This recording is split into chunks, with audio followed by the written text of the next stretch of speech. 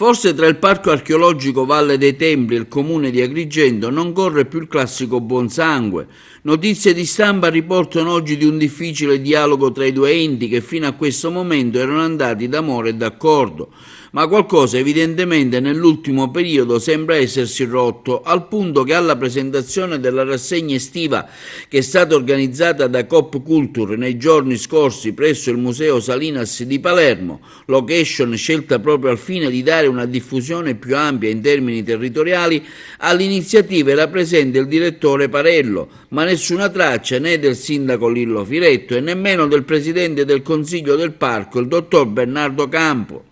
Strano se si considera che fino a poco tempo addietro il parco archeologico aveva più volte dichiarato l'idea di volersi porre come soggetto attrattore che poi sarebbe servito anche per dare ossigeno in termini di presenze turistiche alla città e al centro storico. Strano se si pensa che aveva organizzato il Natale nel centro cittadino e tante altre iniziative.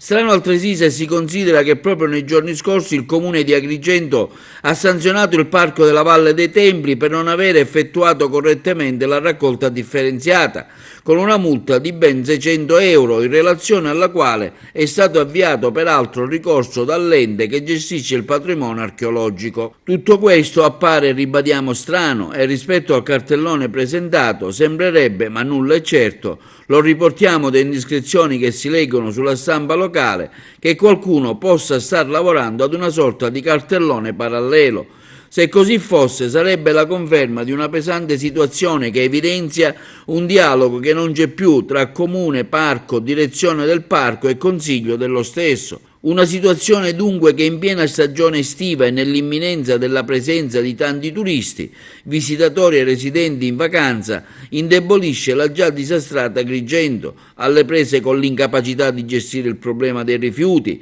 lamentele per l'emergenza sanitaria che si sta determinando e adesso anche chiusura del dialogo tra gli enti che finiscono per guerreggiare sulle uniche cose che potrebbero dare invece un respiro a un sistema al collasso.